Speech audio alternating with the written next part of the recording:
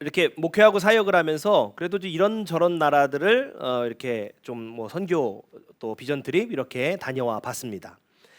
제가 이제 대만에 갔을 때 일인데, 대만에 이렇게 시내를 통과하고 있는데 굉장히 꽤 큰 교회가 있는 거예요. 사람들도 막 북적북적하고 평일인데, 그래서 제가 이제 인솔하셨던 선교사님한테 이렇게 여쭤봤어요. 선교사님, 좀 교회가 굉장히 크고 사람들이 모여 있네요. 그랬더니 선교사님이 뭐라고 말씀하시냐면, 아유 목사님, 저거 아주 대만에서 문제가 되는 이단입니다. 그래요? 이름이 뭐예요? 했더니 이름도 문제가 좀 있는 이름이에요. 동방번개. 예. 동방번개. 이름도 그렇더라고요. 저 이제 베트남 갔을 때는 또 이렇게 그 다낭 시내를 지나가고 있는데, 이렇게 보니 건물이 성당 같아요. 근데 교회 같기도 하고, 근데 꼭대기에는 뭐가 달려 있냐면 그 만자가 이렇게 붙어 있는 거예요. 이렇게. 저건 뭔가 그래서 궁금해서 이렇게 들여다봤더니요, 안에 이렇게 강단 같은데 안에 가운데 뭐가 있냐면 눈이 이렇게 있어요. 눈이 이렇게 시퍼런 눈이 이러고 있어요. 그리고 그 앞에 사람들이요, 하얀색 그 수도복 같은 걸 입고 뭐 막 공부를 하고 있는 거예요. 들여다봤다가 무서워서 얼른, 딱 생긴 게 무섭게 생겼잖아요. 얼른 내뺐습니다. 나중에 이제 검색을 해봤더니 이게 뭐냐면요, 까오디아 교래요. 까오디아교. 그래서 이게 신흥 종교인데, 베트남에 기독교, 이슬람, 불교, 그리스, 철학, 중동 신비 종교까지 합쳐진 그런 신흥 종교래요.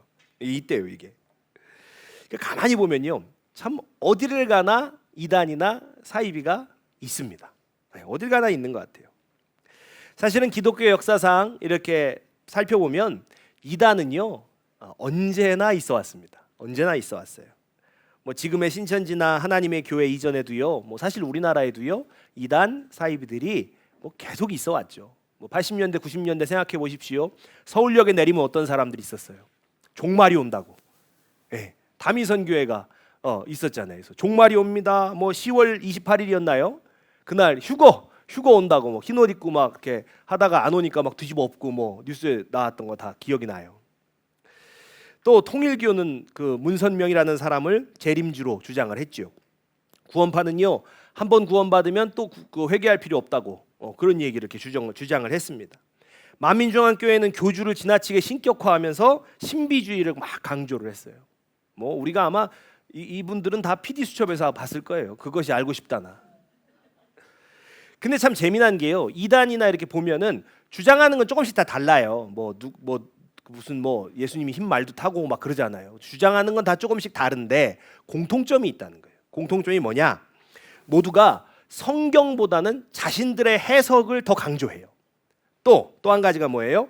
예수 그리스도보다는 특정한 인물이나 아니면 특정한 가르침을 더 중요하다라고 그렇게 이야기를 한다는 거죠. 그게 공통점이에요.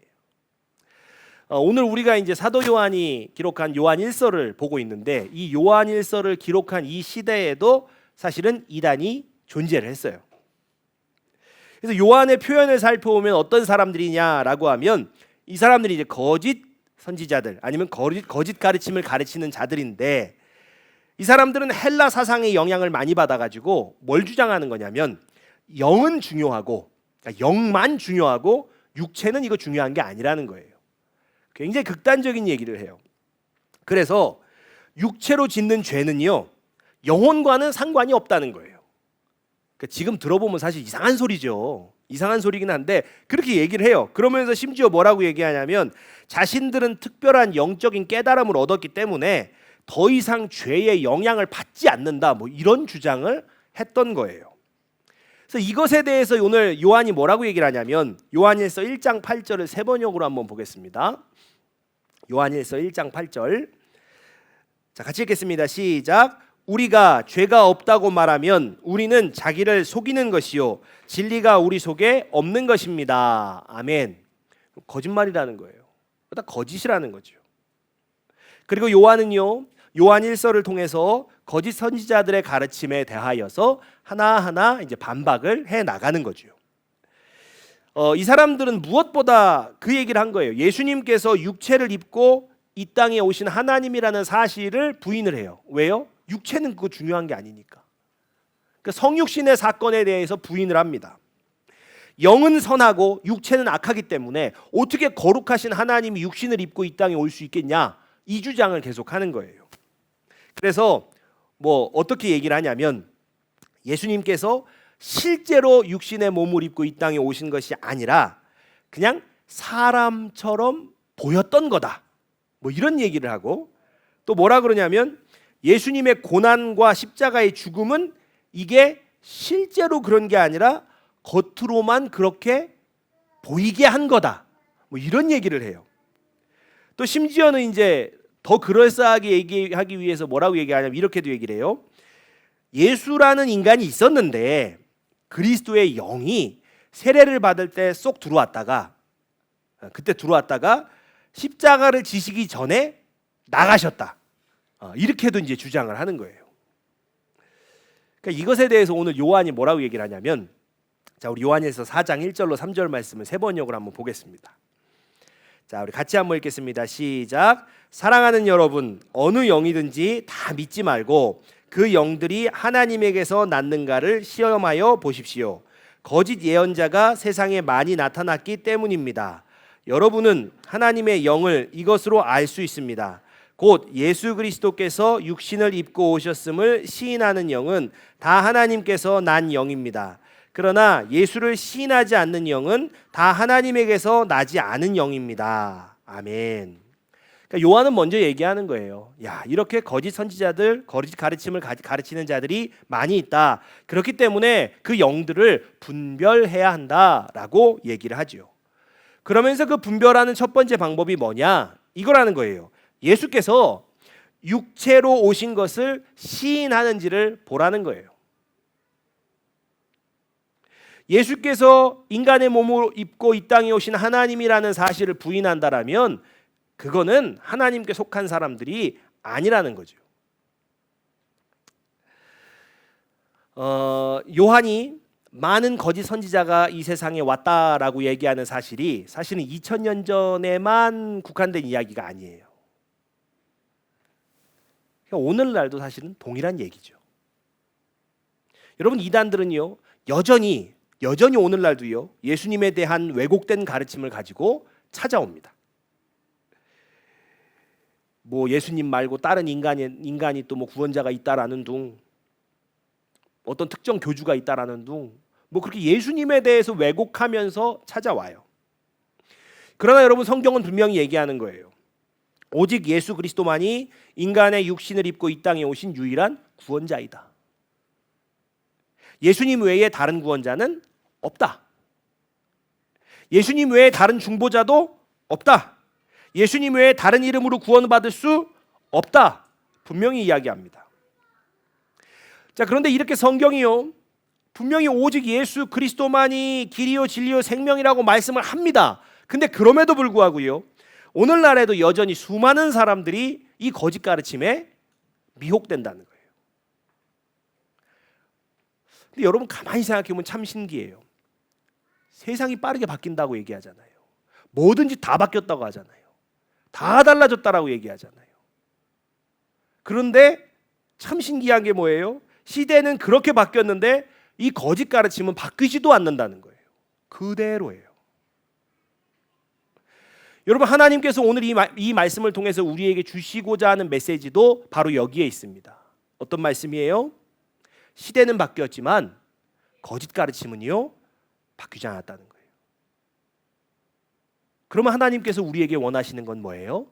오늘 말씀이 이야기하는 대로 분별해야 한다는 것입니다. 그러니까 이 요한이 가르쳐준 첫 번째 분별의 방법이 뭐예요? 예수님을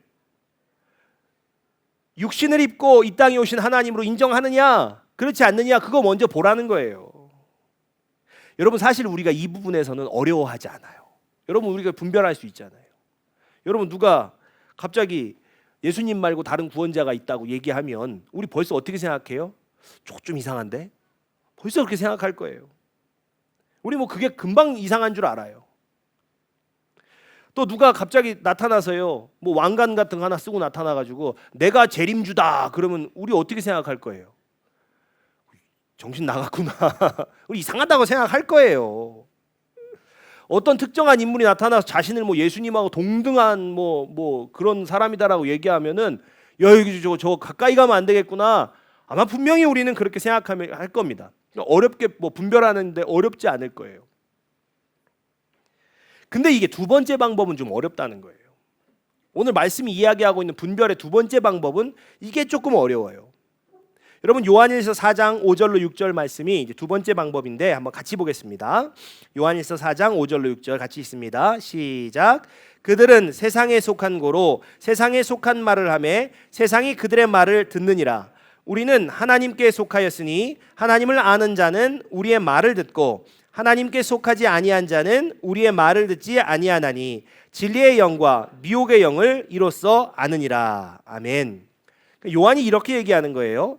하나님께 속하지 않은 자들이 세상에 속하여 있다. 그래서 그들은 세상에 속한 말을 한다라는 힌트를 주는 거예요. 다시 말하면 어떤 얘기예요? 세상에 속한 자들은 세상의 말을 하고요. 하나님께 속한 자들은 하나님께 속한 자들의 말을 하기 때문에 그들의 말이 다르다는 거예요. 그리고 요 차이를 분별하는 것이 진리의 영과 미혹의 영을 분별하는 방법이라는 거죠. 세상에 속한 자들은 세상의 말을 하고요. 하나님께 속한 자들은 하나님의 말을 해요. 이 차이를 분별하는 거, 이게 진리이냐 미혹의 영이냐 이거를 분별하는 핵심이라는 거예요. 근데 많은 성도들이 바로 이 부분을 분별하기를 어려워합니다.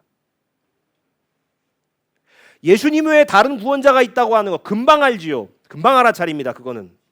그러나 세상에 속한 말, 하나님께 속한 말 이거 구별하는 것은 생각보다 굉장히 어려워해요. 왜냐?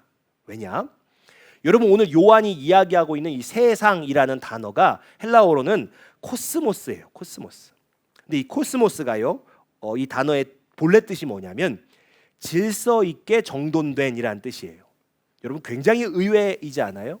세상 이러면 원래 뜻이 뭐여야 될 것 같아요? 어지러움, 난잡함 막 이런 거여야 될 것 같은데 그 뜻이 뭐냐면 질서 있게 정돈된이라는 뜻이에요. 우리는 세상이라 그러면 막 굉장히 막 어지러운 거, 난잡한 거 이런 걸 생각하는데 그게 아니라는 거예요. 요한은 지금요 질서 있게 정돈된이라는 의미를 가진 단어를 가지고 세상을 설명해요. 여러분 그래서 우리가 분별하기가 어려운 거예요. 성도들이요 세상의 말에 속는 이유는요 그것이 무질서하기 때문에 속는 게 아닙니다. 도리어 그것이 무질서하지 않고요 오히려 너무 질서 있어 보이는 거예요. 여러분 사람들이 다 같이 동의하는 세상의 말은 어때요? 합리적이에요. 상식적이에요. 논리적이기까지 합니다. 그래서 더 분별하기 어려워요. 근데 한번 우리가 반대로 생각해 보세요. 하나님께 속한 말들은 세상의 눈으로 보면 어때요? 비상식적이에요. 여러분 가만히 한번 생각해 보십시오. 하나님이 인간의 몸을 가지고 이 땅에 오셨다? 상식적이지 않아요. 인간을 위해 스스로 목숨을 버리셨다? 이해가 안 돼요. 원수를 사랑하라? 말이 안 되는 얘기예요. 자기를 부인하고 자기 십자가를 지라? 합리적이지 않아요. 주는 것이 받는 것보다 복되다? 인정이 안 돼요. 자신을 낮추는 자가 높아질 거다? 아닌 것 같잖아요. 여러분 하나님께 속한 말들은요 세상의 상식과 논리랑 충돌합니다. 이상해요. 그래서 사람들이 미혹되는 거예요. 여러분 기억하셔야 됩니다. 거짓은요 거짓처럼 찾아오지 않습니다. 오히려 더 합리적으로 보여요. 더 현실적으로 보이고 더 성공적인 길처럼 보입니다. 그래서 많은 사람들이 하나님의 말씀보다요 세상의 말에 더 쉽게 설득되는 거예요. 여러분 한번 사단이 주님을 시험하고 미혹할 때를 생각해 보겠습니다. 사단이 주님께 뭐라고 얘기합니까? 여러분 마태복음 4장입니다. 마태복음 4장 3절 보겠습니다. 시작. 시험하는 자가 예수께 나와서 이르되 내가 만일 하나님의 아들이여든 명하여 이 돌들로 떡덩이가 되게 하라. 여러분 이게 얼핏 보면요 사탄의 말이 좀 상식적이지 않아요. 뭐 돌을 떡이 되게 해 이렇게 생각할 수 있죠. 근데 사실 사탄은요 지금 매우 현실적이고 합리적인 얘기를 하고 있는 거예요. 왜냐? 예수님께서 40일 동안 금식하신 상태예요. 그러니까 극심한 허기를 느끼고 계셨어요. 그러니까 누가 봐도 지금 제일 시급한 문제는 뭐예요? 이 허기를 해결하는 거예요. 더군다나 하나님의 아들이시잖아요. 하나님의 아들이 뭐 돌 가지고 떡 좀 만드는 게 뭐 이상한 일이에요. 할 수 있는 일이죠. 그러니까 사람들의 눈에는 뭐가 더 상식적이에요? 배고프니까 예수님이 지금 뭐 돌을 떡으로 만드시든 뭐 나무를 떡으로 만드시든 그렇게 뿅 바꿔서 잡수시는 게 하나님의 아들이라면 더 맞는 얘기예요. 그러나 주님의 대답은 다르죠. 우리가 너무 잘 알고 있죠. 마태복음 4장 4절입니다. 같이 읽겠습니다. 시작. 예수께서 대답하여 이르시되 기록되었으되 사람이 떡으로만 살 것이 아니요 하나님의 입으로부터 나오는 모든 말씀으로 살 것이라 하였느니라 하시니. 아멘. 여러분, 세상은요 먹고 사는 게 중요하다고 이야기를 합니다. 그것이 지극히 상식적인 얘기죠. 그런데 주님은 오늘 뭐라고 말씀하세요? 떡이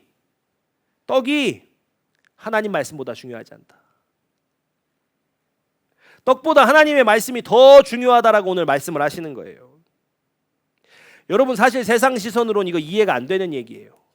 지금 배고파 죽겠는데 뭐 40일 동안 허기진 사람인데 그 배고픈 사람이 떡보다 말씀이 중요하다? 그거 상식적인 얘기가 아니에요. 근데 이제 우리가 이 말씀을 보면 우리가 좀 은혜롭게 보잖아요, 사실은. 그러니까 어떻게 생각하냐면, 그래, 맞아, 사람은 떡으로만 사는 것이 아니라 말씀으로 사는 거지, 우리가 그렇게 생각을 합니다. 그런데요, 정말 우리의 현실 속에서 내 삶에 먹고 사는 문제가 딱 닥쳤어요. 그러면 어떨까 하는 거예요. 우리가 평소에 말씀 볼 때 그렇죠. 아유, 사람이 떡보다는 그래도 말씀이지. 떡으로만 사는 게 아니지라고 생각하지만 당장 내 생계가 흔들려요. 막 미래가 불안해요. 당장 내 막 현실, 눈앞의 현실이 나를 막 압박해요. 그러면 여러분 정말로 그때도 이 말씀이 진리입니다 라고 그렇게 쉽게 우리가 인정할 수 있겠냐는 거예요. 여러분, 바로 그 지점에서 우리가 미혹되고 현혹되는 거예요. 바로 그 지점에서요. 바로 그 지점에서 세상의 말이 우리를 찾아오는 거예요. 여러분, 세상의 말은요, 뭐 노골적으로 하나님을 부인하라고 그러지 않아요. 교회를 막 떠나라 그렇게 얘기하지 않아요. 오히려 더 합리적인 이야기를 해요. 더 현실적인 이야기를 논리적으로 합니다. 일단 성공하고 나서 그 다음에 하나님께 잘하면 돼. 야, 지금 일단 먹고 살아야지. 현실이 중요하잖아. 지금 생존해야지. 그래야 생존하고 나야 뭐 하나님 일도 하는 거지. 야, 이거 한 번쯤은 타협해도 괜찮아. 여러분, 그렇게 대단히 합리적으로 현실적으로 세상의 말은 다가옵니다. 그러나 오늘 요한은 이렇게 얘기하지요. 그들은 세상에 속한 거로 세상의 말을 하며 세상이 그들의 말을 듣느니라. 여러분, 요한은 단순히 그들의 말의 내용만 얘기하는 게 아니에요. 누구의 말을 듣고 살아가는지가 결국 그 사람이 누구에게 속하여 있는지를 드러내는 것이라고 이야기하는 것입니다. 여러분, 세상에 속한 자는 세상의 말을 듣습니다. 세상의 가치관에 공감합니다. 세상의 기준으로 판단합니다. 세상의 논리를 따라 살아갑니다. 그래서 결국에 세상에 속한 사람이 되는 거예요. 여러분, 내가 하나님께 속한 사람이라고 말하지만 정작 중요한 선택의 순간마다 세상의 논리를 따라가고 있지는 않으십니까? 나는 예수님을 믿는다고 말하지만 현실 앞에서는요, 하나님의 말씀보다 세상의 계산을 더 신뢰하고 계시지는 않습니까? 만약에요, 내 삶을 움직이는 기준이 하나님의 말씀이 아니다, 도리어 세상의 가치관이다, 여러분 그렇다면요, 여러분 이단교회 안 다니신다라고 해서 내가 진리 안에 있다? 그거 아닐 수 있다는 거예요. 내가 이단이나 사입이 안 다니고 정상적인 교회 다니니까 나는 반드시 진리 가운데 살고 있는 게 맞다? 여러분 다시 생각해 보실 수 필요가 있다는 거예요. 다시 생각해 봐야 될 필요가 있어요.